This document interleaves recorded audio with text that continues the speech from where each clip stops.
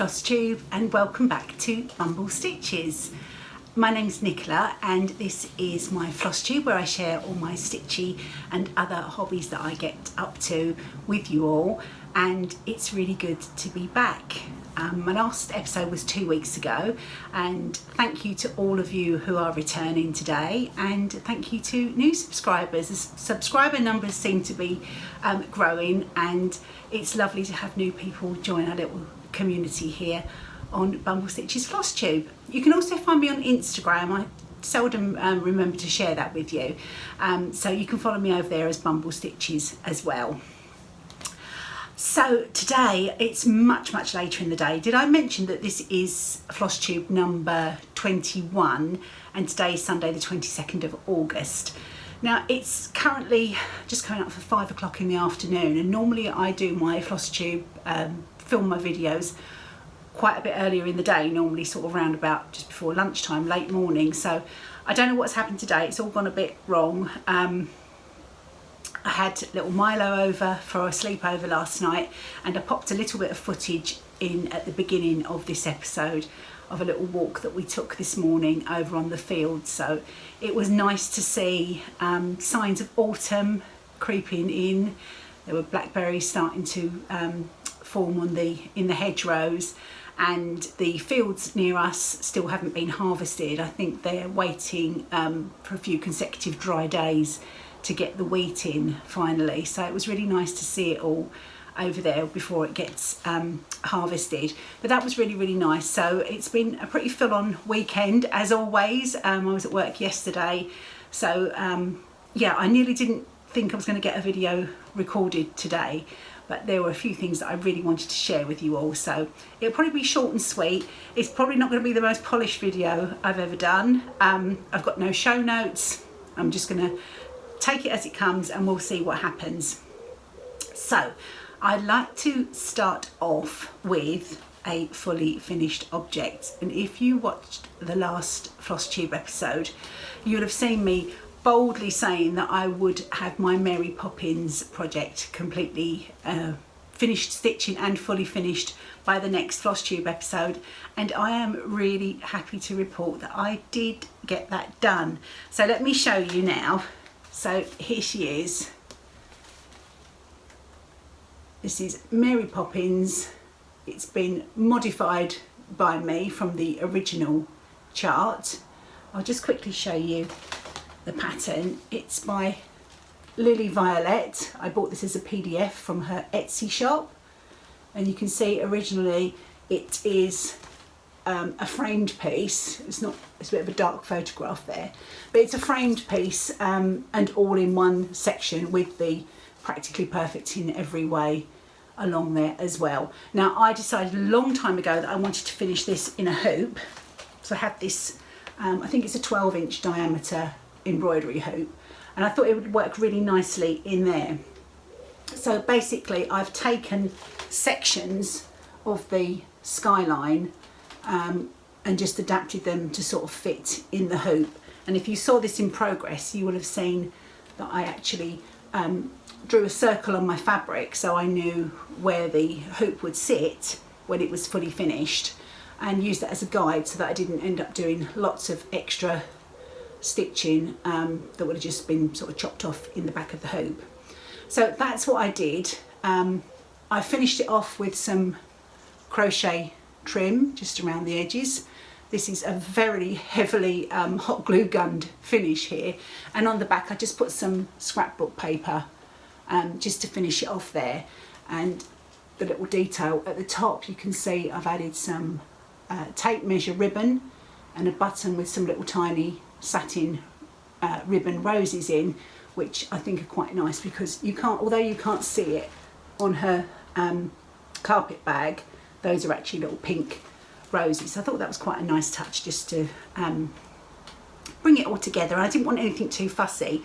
Now I did plan to embroider some of the words, just practically perfect I was going to embroider, but this wasn't exactly plain sailing when I came to finish it, and I'll explain why.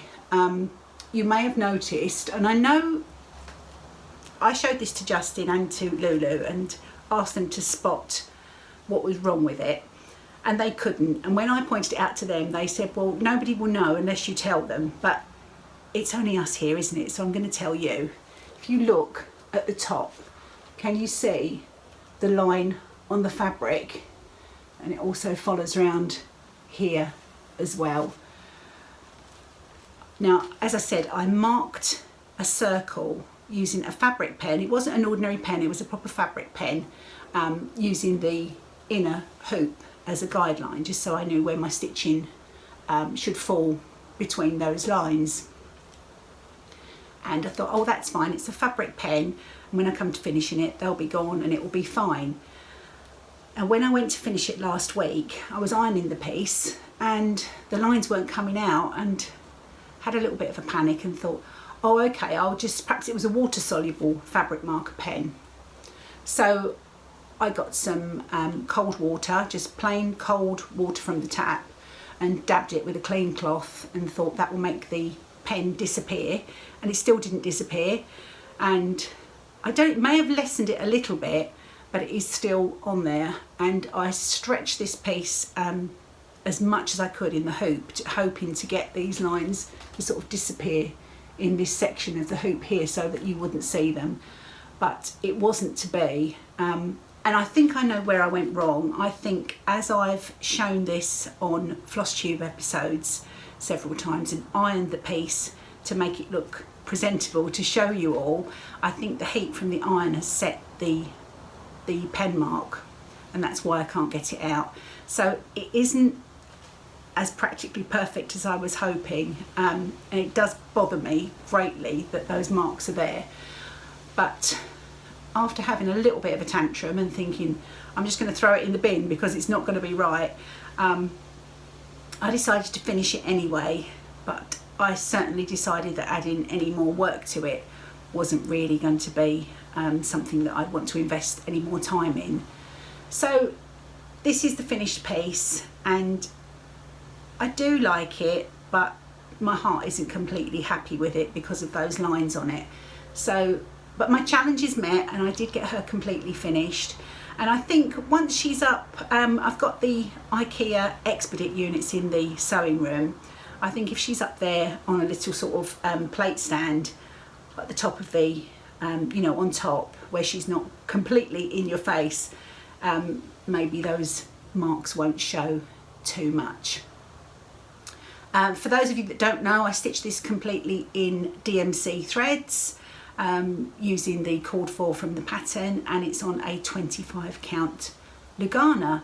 So it is lovely to be able to show you a fully finished piece because it's been a long time coming. I'm not the quickest finisher, certainly by any stretch of the imagination, but that's my Mary Poppins.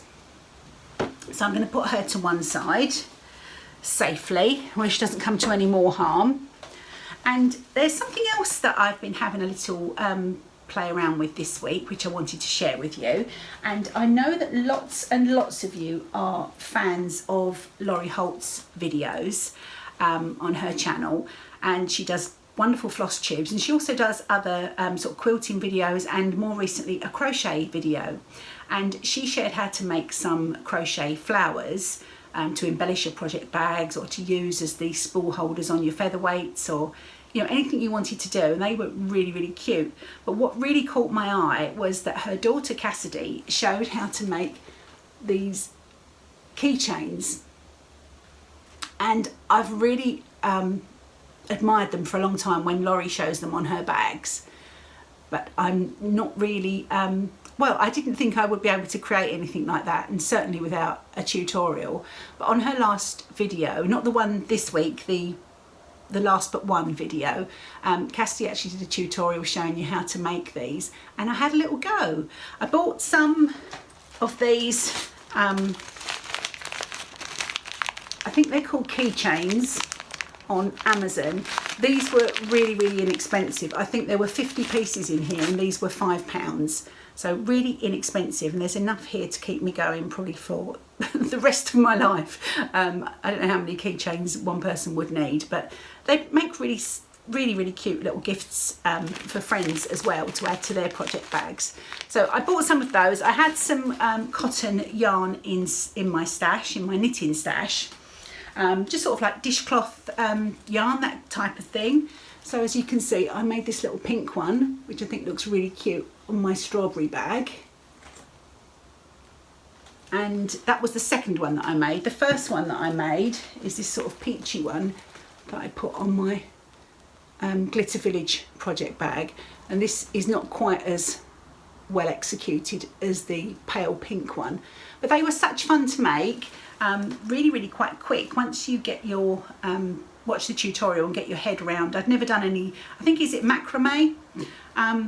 I'd never done anything like that before, so it was a bit of a different sort of thing for me to attempt to do. But once I was a bit fingers and thumbs, but once I got into the swing of it, I think they actually came out quite nice, and I'll definitely be making some more. So if you are interested in those, do go and check out Laurie's, as I say, second from last video, and you can learn how to make them too. So I'll pop those down. I don't need Glitter Village because there's nothing happened on that for a little while. So let's pop that one down. And I think I'll move on now to my whips. And as I said, this probably isn't going to be a very long video because unorganised is the name of today.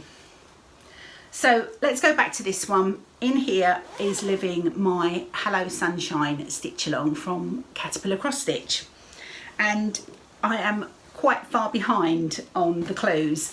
I think clue 4 is due out soon, and I'm still chugging away at clue 2, but that's okay because I'm really enjoying it. I've been taking this one to work with me to work on at lunchtimes, and as you can see, my flamingo, excuse the crease in here, I did iron this morning and then popped it back in the project bag. The flamingo has been joined by the toucan, and look at him, he is just so cheeky and was really fun to stitch. And you can see here the needle minder, that's where the inspiration for the needle minder came from, this beautiful bird here. So this has been a really ideal project to work on at lunchtimes as well, because I can just choose a motif and just work a leaf here and there. I'm in the middle of working this little sort of star-shaped flower here, and just adding all the little individual motifs, and it fits in just nicely with that little bit of spare time that I have after I've eaten my lunch. So that is my progress so far on Hello Sunshine. I shall pop that one away. I do have some exciting news from Caterpillar Cross Stitch that I'll share with you in just a little while, but let's pop this one back so he's ready for some more love later on today. And the next whip that I wanted to share with you is in one of my lovely Sue bags. Thank you, Sue. I showed these in more detail on the last episode. They were sent from a lovely viewer in Australia. And living in here is my red sampler that I'm going to be stitching. The plan was to actually stitch just a length or two of thread at the beginning of each stitching session. I keep forgetting to do it, which is silly really, but there you go. That's what's been happening. So this is the pattern that I'm stitching. It's from Heartstring Samplery called My Necessity, and I'm doing mine all in red. And my progress is not very much, but it is a start. So I just started on the top border there, and I hope the light's okay in here. It's a little bit darker than I would like it.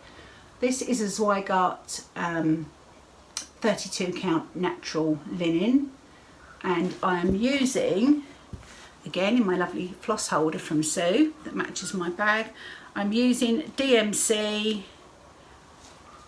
and the colour way there is DMC 498, so you can see there. And how fab is this? I've got my needle in there and the next strand of thread ready to go. So I need to remember to do it when I start my stitching. So when I do some stitching this evening, I'm going to make sure I put another couple of strands of thread into this project, and I'm stitching it with 1 thread over 2. This fabric is actually quite a tight weave, and 2 was a little bit of a struggle, so I'm using a size 28 needle and 1 strand over 2, and I think the coverage is plenty. And there's no rush with this one. Well, there isn't with any of my projects. It's just I thought if I do a couple of strands each time, or at least a few times a week, eventually I'll get some progress on it. So let's pop this one back as well and put that down there. Let's put Mary Poppins out of the way.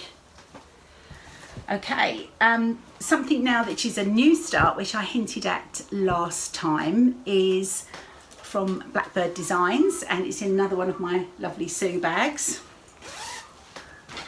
And in here I have from the Winds of Autumn booklet that came out in autumn of last year, and I am stitching, if I can find the page to show you, this design here, which is Spell of the Moon. So pretty. And I'm stitching this along with my lovely friend Paula of the Snail Garden on Instagram and Eva Faith Etsy shop. I'm stitching it along with Paula. Now I'll show you my progress in a moment, but Paula was very kind, and last time I was showing you some fabric that I thought I may use for it and my flosses, and Paula dyes beautiful hand-dyed linen, and she sent me a message and said that she had dyed some fabric that she was going to then cut in half, and we'd have a piece each and we could stitch it together, which was such a lovely idea. And of course I jumped at the chance to do that. And then Paula sent me very kindly, if I just get out what she sent me and I can share with you, she sent me some fabric which I'll show you on my progress. So here is my progress, and look at that linen, it's beautiful. This is a 32 count Zweigart that Paula dyed, and there's a little tag from her Etsy shop, Eva Faith, and this is a 32 count linen, and this is called Dark Side of the Moon. So how fitting is that for this project? And also, if you're a Pink Floyd fan, as I am, particularly a good title, and the fabric is just beautiful, and I think it's working out really well. So Paula sent this along to me, so thank you, Paula. Obviously I had thanked her separately from today's video, but she was having a play around with the fabrics, and she also dyed this piece, which is a much lighter grey, and this piece, also 32 count, is called Moonspell. I think she wanted to just sort of grunge it up a little so you can see the difference in the two, and then when you see the black on it and the gold of the moon, you can see how well it's working. But that wasn't enough. She also sent me a beautiful card with some cats on, which I love, and she sent, if I can find it, I'm not very organised today, I've said that already, haven't I? She also sent me a skein of Gentle Arts Harvest Moon, because I was going to use a DMC. So that's the colour that I'm using on this. At the moment this is a DMC 310 black that I'm using. And I think the other called for is Pelican Grey, which I do have probably enough left on a skein in my stash. So I need to get that out just to get ready for when I stitch the owl, because I think that's where the Pelican Grey is called for. So isn't it looking wonderful? I'm going to pop a picture in here now and show you Paula's progress as well. We started this little stitch along last Sunday, so that's where I am. As you can see, I started in the top left and was impatient to get onto the beautiful gold of the moon. And I'll show you Paula's progress here. And as you can see, Paula's been very sensible and getting the border done first and starting on the tree. So, but they're both looking fab, and it's going to be really, really good fun to get these finished and compare our finished projects in the end. Something else that Paula sent me as well, which I've put down and now can't find. Oh, she sent me in this lovely little package that she's made with some washi tape with the birds on. In here she has popped some pretty pins, which I shall use in the completed pillow, sort of like in a decorative way when it's all done. So thanks again, Paula. It was such a lovely surprise. It came on a day when I was feeling a little bit fed up, and to receive that in the post was just wonderful. And it's so fun to stitch along with a friend. And if any of you out there want to stitch along with us, obviously we've made a start, but we're by no means near the end. Please do feel free to jump in and join us on this little stitch along. So that is my stitchy progress for this week. Most of the first week of the 2 weeks since I saw you last was spent finishing up Mary Poppins. And at one point when I was stitching Mary Poppins, I did have this crazy notion to stitch some of the text on the piece, but 1/1 to fit it on, and that very, very quickly became tedious and I abandoned that idea. And after the debacle with the fabric pen, I'm really glad I didn't spend a lot of extra time trying to do the 1/1. Okay, so let's pop that away.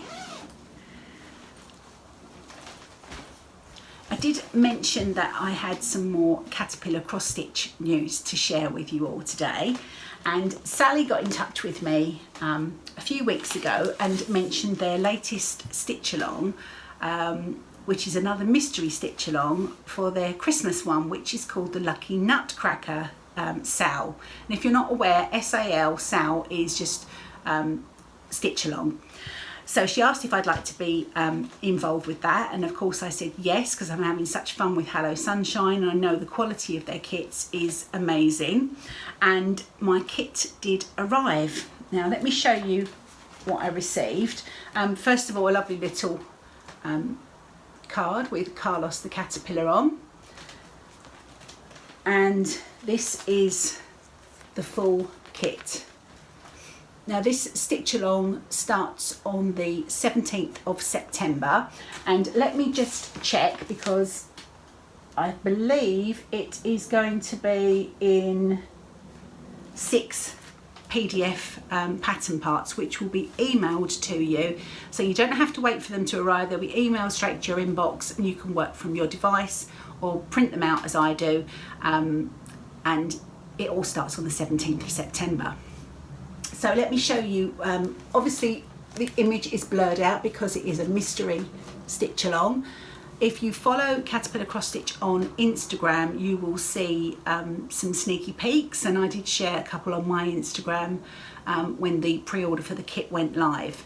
Now I'll show you what I have received in my kit, and if you are interested and want to join in on the stitch along, I do have a discount code couldn't think of the word of it, discount code, which I'll put on the bottom of the screen now, which will give you 10% off the full kit. And let me just show you what's in here. That code is valid until the 25th of August, which I believe is Wednesday coming. So if you get moving on that, I think a pigeon just flew across. I don't know what he's up to. So first of all, I'll show you the fabric. You get a choice of fabric counts, either 28 or 32 count. So I went for the 32 count, and it's in the way of a 16 count Ada, which I've never stitched on before, and I'm quite looking forward to trying that. You get the needle in the size appropriate for the fabric that you've chosen. So pop that away. And this is a Zweigart linen. As you know, Zweigart always has the orange thread woven through the selvage. And you get a full colour key here, which details all the beautiful DMC colours that have been selected for the design, and some instructions. So if it's your first project, or you're coming back to cross stitch, or you just like a little reminder, you get some full instructions there as well. Now onto the threads.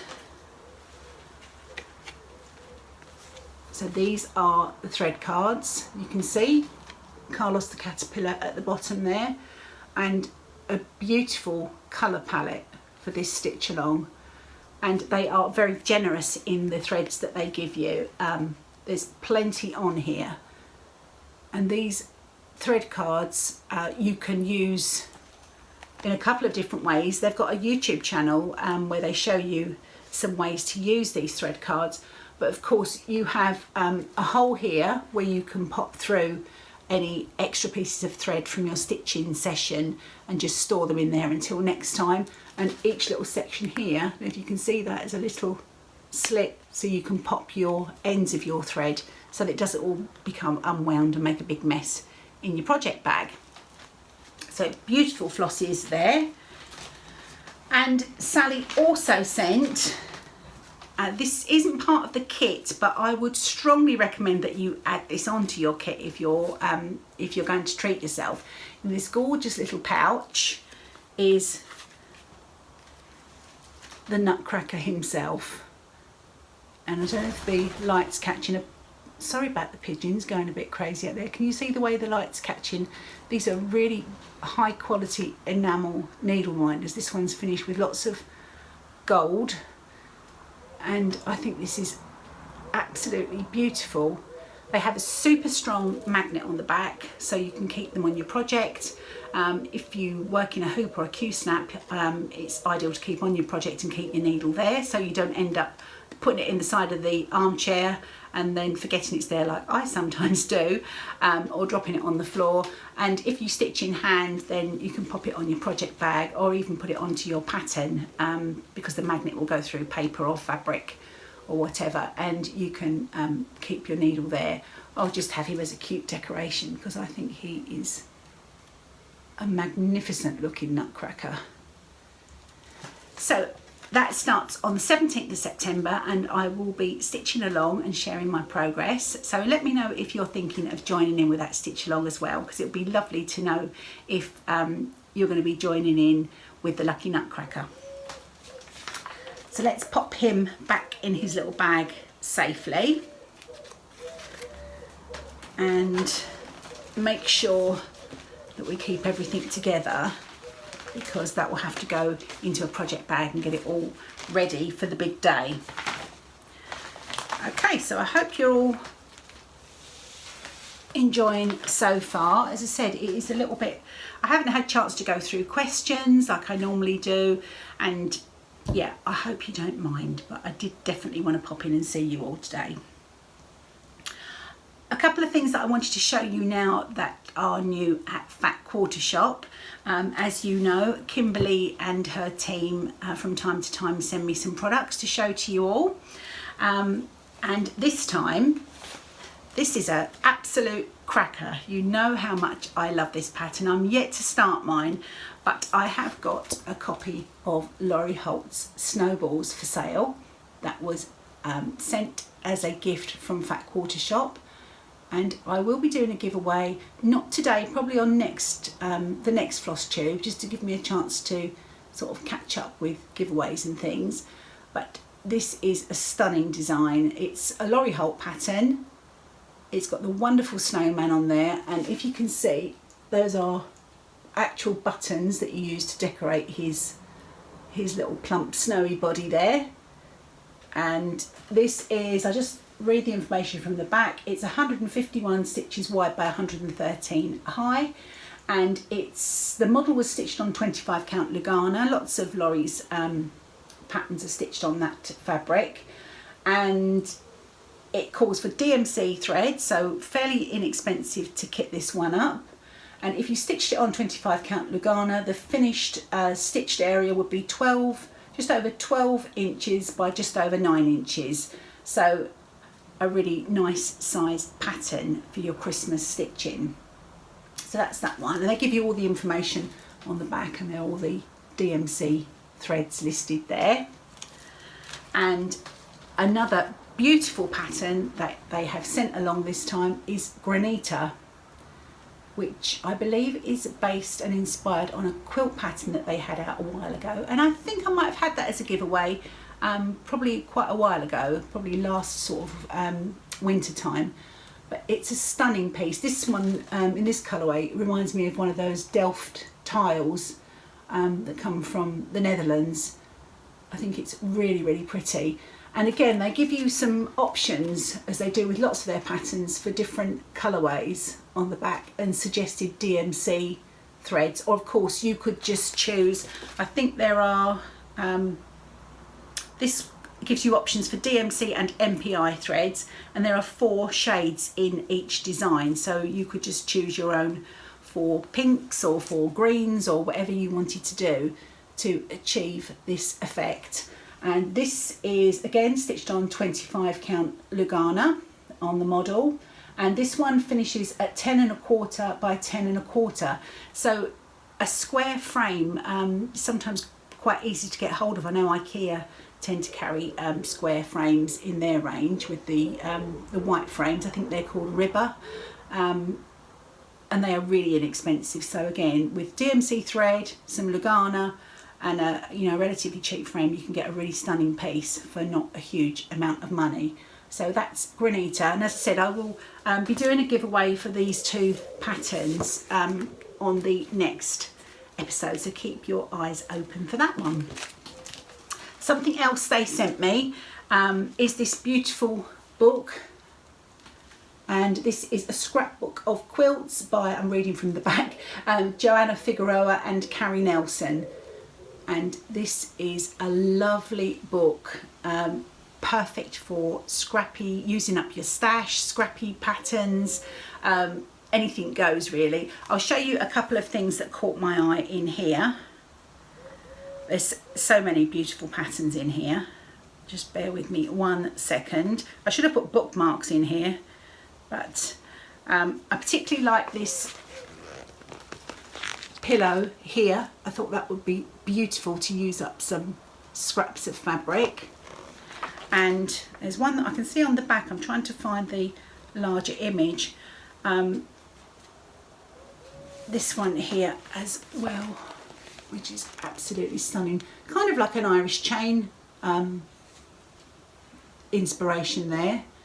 And I'm going to show you this one on the back because I don't think I can find the page that quickly, or can I? It's called Neighbourhood, and it's all little houses. Here we go. And this is fabulous, and I love it in all those autumnal shades. So I may have to pick a project from this book, maybe a pillow or something to start with, and go through my fabric scraps and see if I can create something from this book. So absolutely beautiful, quite heavy, but again, it's an It's So Emma publication that you can pick up from Fat Quarter Shop if you're in the United States, and if you're anywhere else, just do a Google search on it. There's shops over here in the UK. I know So Hot UK are one that carry It's So Emma products, and I believe the Stitchery endorse it as well if you wanted to pick up that book. I don't know if it's available on Amazon, but it would definitely be worth having a look if you're interested in that one. So thank you, Kimberly and team, for sending those goodies over, much appreciated. All I wanted to show you now is a very, very tiny haul section. As you may know, I mentioned on the last episode, I'm on a bit of a budget at the moment. I don't have a huge sort of stitchy budget, but and in a way it's good because it's teaching me to really be selective about what I spend my limited stitchy budget on. So, but there were two things in recent weeks that have caught my eye and were definitely budget worthy. The first is this pattern by Willow Hill Samplings, Autumn Alphabet, and it was this cute little kitty on the pumpkins that really drew me in. I absolutely love it, and I also love the colours of this. I believe it's stitched on murky. I can't remember who dyes murky linen. I literally can't remember who it is, but it's quite a well-known hand-dyed linen. I won't be investing in that, but I will be trying to make something work from my stash. And they are over-dyed threads. But again, Paula and I have had a discussion about this one, and I don't know if it's dye lots or maybe a filter on the photograph, who knows, but certainly the called for colours don't quite ring true, particularly to the colour here in the pumpkin, so I might have to do a little bit of creative colour changes on that one, have a look through stash, and if not, I might take it along to Hobbycraft and just have a good old look at the DMC and see if I can get something to work on that one. But I bought this as a PDF from Willow Hill Samplings website and just printed it myself. And to make my PDF copies feel a little bit fancier, I like to print the front cover on a piece of just A4 cardstock, and it just makes them feel a little bit more like a sort of pre-printed pattern. So that's Autumn Alphabet, so I'm looking forward to getting that one kitted up quite soon.